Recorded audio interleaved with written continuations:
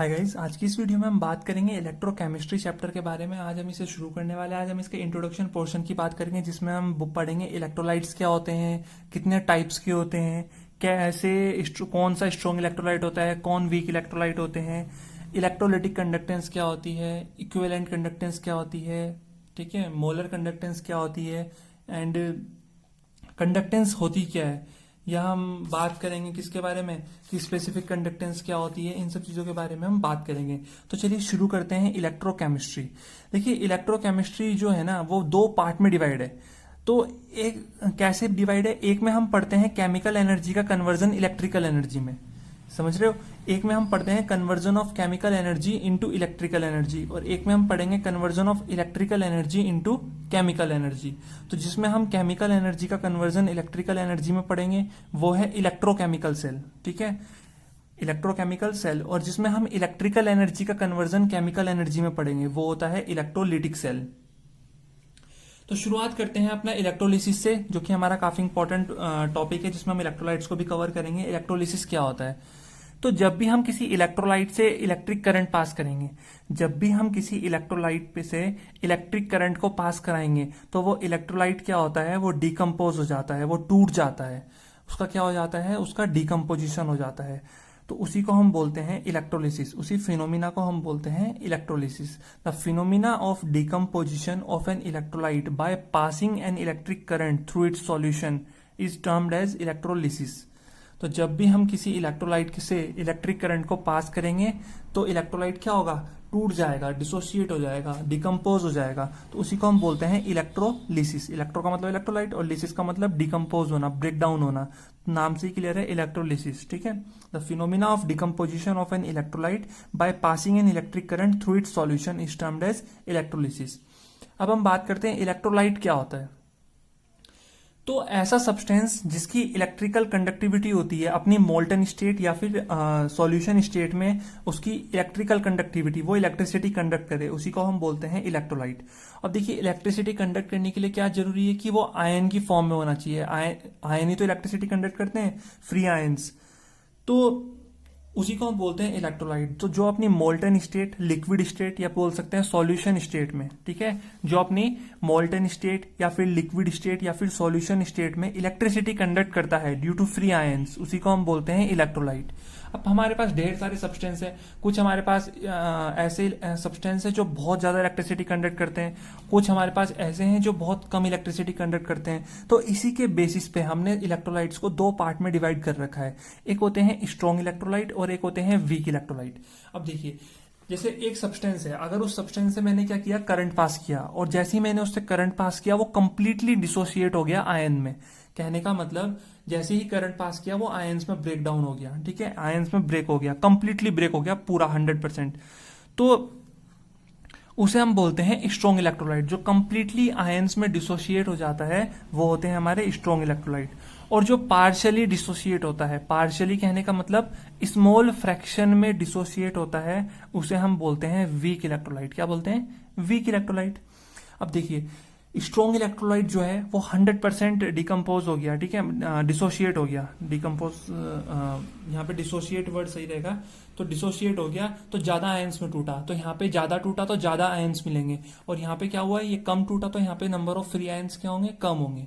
अब यहाँ पे ज्यादा आयंस हैं क्योंकि स्ट्रॉन्ग इलेक्ट्रोलाइट है, कंप्लीटली डिसोसिएट हुआ है, तो कंडक्टिविटी क्या होगी, ज्यादा होगी। क्यों, क्योंकि ज्यादा आयंस हैं। और वहां पे कम टूटा, कम आयंस हैं, तो कंडक्टिविटी क्या होगी, कम होगी। तो conductivity of solution less, weak electrolyte के केस में, ठीक है।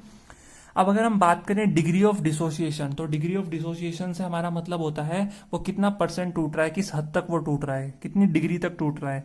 तो हम बोलेंगे स्ट्रॉन्ग इलेक्ट्रोलाइट कंप्लीटली डिसोसिएट होता है तो इसकी डिग्री ऑफ डिसोसिएशन जो है वो 100% है। कितना है, 100%। और जो वीक इलेक्ट्रोलाइट है उनकी डिग्री ऑफ डिसोसिएशन जो है वो लेस देन 100% है।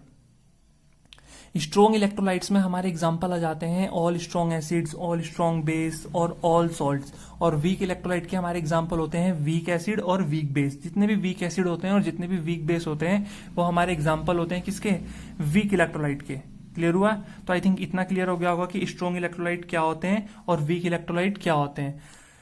तो अभी तक हमने क्या क्या पढ़ा? अभी तक हमने इलेक्ट्रोलिसिस के बारे में बात की। हमने बोला कि एक ऐसा फिनोमिना जिसमें इलेक्ट्रोलाइट जो होता है वो डिकम्पोज हो जाता है जैसे ही उससे हम इलेक्ट्रिक करंट पास करते हैं, उसी फिनोमिना को हम बोलते हैं इलेक्ट्रोलिसिस। और इलेक्ट्रोलाइट क्या होता है? जो अपने लिक्विड स्टेट या बोल सकते हैं मोल्टन स्टेट या फिर सॉल्यूशन स्टेट में फ्री आयंस की वजह से इलेक्ट्रिसिटी कंडक्ट करे, उसी को हम बोलते हैं इलेक्ट्रोलाइट। दो तरह के होते हैं, स्ट्रॉन्ग और वीक। तो आई थिंक स्ट्रॉन्ग और वीक क्लियर हो गया होगा क्या क्या होते हैं। जो कंप्लीटली डिसोशिएट हो जाएगा वो स्ट्रॉन्ग, और जो पार्शियली होता है वो वीक। चलिए, जब यहाँ पे इलेक्ट्रिसिटी कंडक्ट करने की बात चल ही रही है तो यहाँ पे हम पढ़ते हैं कंडक्टर्स के बारे में। काफी इंपॉर्टेंट टॉपिक है। कंडक्टर्स के टाइप्स पूछे जाते हैं एग्जाम में। बेसिकली कंडक्टर्स जो हैं वो हमने दो पार्ट में डिवाइड किए हैं। पहला पार्ट है metallic conductor and second part है इलेक्ट्रोलिटिक कंडक्टर। तो अगर हम बात करें इनके बीच में क्या अंतर होता है, क्या डिफरेंस होता है, तो चलिए उसके बारे में हम शुरुआत करते हैं। तो अगर हम बात करें मेटेलिक और इलेक्ट्रोलिटिक कंडक्टर के बारे में, तो देखिए पहला डिफरेंस क्या है। मेटेलिक कंडक्टर क्या होते हैं? जिसमें इलेक्ट्रिक करंट फ्री इलेक्ट्रॉन्स की वजह से मूव होता है, उसी को हम बोलते हैं मेटेलिक कंडक्टर। तो electric current flow bye movement of free electron, ठीक है। और इलेक्ट्रोलिटिक कंडक्टर में क्या होता है कि जो इलेक्ट्रिक करंट होता है वो फ्री आयंस की वजह से होता है, जो कि हम ऑलरेडी बात कर चुके हैं। इलेक्ट्रोलिटिक मतलब फ्री आयंस की वजह से भी इलेक्ट्रिसिटी कंडक्ट होगी, तो उस कंडक्टर को हम बोलेंगे इलेक्ट्रोलिटिक कंडक्टर। और फ्री इलेक्ट्रॉन्स की वजह से जब इलेक्ट्रिसिटी कंडक्ट होगी तो उसको हम बोलते हैं मेटेलिक कंडक्टर, क्योंकि मेटल्स में क्या होते हैं फ्री इलेक्ट्रॉन, और कंपाउंड जब डिसोशिएट होता है उसमें क्या होते हैं आयंस।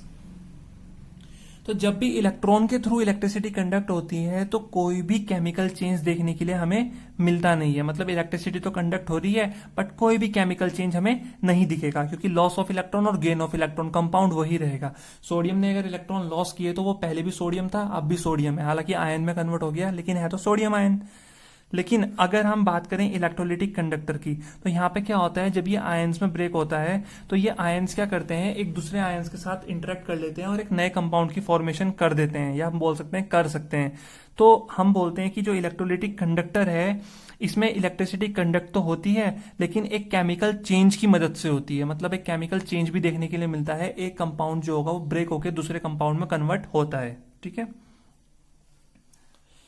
तो अगर हम बात करें मेटेलिक कंडक्टर की, तो यहाँ पे सिर्फ इलेक्ट्रॉन का ट्रांसफर होता है, तो यहाँ पे किसी तरह का कोई मेटल ट्रांसफर नहीं होता इलेक्ट्रॉन के साथ। लेकिन जब हम बात करेंगे इलेक्ट्रोलिटिक कंडक्टर की, तो यहाँ पे क्या होता है, पहले आयंस में ब्रेक होगा, फिर एक दूसरे आयंस के साथ इंटरेक्शन होगा और फिर एक नया कंपाउंड बनेगा, ठीक है, नया कंडक्टर तैयार होगा। तो यहाँ पे क्या होता है कि मेटल का ट्रांसफर भी हो जाता है जब इलेक्ट्रिक करंट पास होता है। तो ध्यान रखना है, मेटेलिक कंडक्टर में no transfer of metal when current is passed, and electrolytic conductor में ट्रांसफर हो सकता है मेटल, ठीक है, when electric current is passed. जो मेटेलिक कंडक्टर होते हैं इनकी जो कंडक्टिंग पावर होती है वो बहुत ज्यादा हाई होती है, बहुत ज्यादा इलेक्ट्रिसिटी कंडक्ट करते हैं। लेकिन जो इलेक्ट्रोलिटिक कंडक्टर होते हैं इनमें जो इनकी कंडक्टिंग पावर होती है ये बहुत ज्यादा कम होती है, बहुत लेस कंडक्टिंग पावर हम बोल सकते हैं। अगर बात करें मेटेलिक कंडक्टर की, तो मेटेलिक कंडक्टर जो होते हैं वो फैराडे लॉ ऑफ इलेक्ट्रोलिसिस को फॉलो नहीं करते हैं, लेकिन electrolytic conductor Faraday law of electrolysis को फॉलो करते हैं, जो कि हम इस चैप्टर में बात करेंगे। क्योंकि बेसिकली हम इस चैप्टर में बात किसकी करेंगे, इलेक्ट्रोलिटिक कंडक्टर की बात करेंगे, मतलब आयंस के बारे में बात करेंगे, क्योंकि ये है क्या, इलेक्ट्रो केमिस्ट्री के बारे में बात कर रहे हैं हम यहाँ पे। तो हम यहाँ पे मेटेलिक कंडक्टर के बारे में बात नहीं करेंगे, वो तो हमने जब वर्ड आया कंडक्टर तो हमने उसके पार्ट्स जो होते हैं मेटेलिक और इलेक्ट्रोलिटिक हमने उसके बारे में डिस्कस किया। तो यहाँ पे ध्यान रखना है कि इलेक्ट्रोलिटिक कंडक्टर फैराडे लॉ को फॉलो करते हैं, क्योंकि ये जो हमारे पास फैराडे लॉ है इस चैप्टर का इंपॉर्टेंट टॉपिक है, एग्जाम में बहुत बोर्ड में बहुत ज्यादा पूछा जाता है कि फैराडे लॉ क्या होता है, और इसके ऊपर क्वेश्चंस भी बनते हैं। चलिए अब बात करते हैं कुछ टर्म्स की। यहाँ पे कुछ इंट्रोडक्शन में हम कुछ टर्म्स पढ़ेंगे, कुछ फॉर्मूले मिलेंगे हमें, उन फॉर्मूलों के बारे में बात करते हैं जो काफी इंपॉर्टेंट हैं, क्योंकि आगे चैप्टर में इन सब चीजों का क्या है यूज है, conductance, specific conductance, molar conductance, इन सब का यूज है।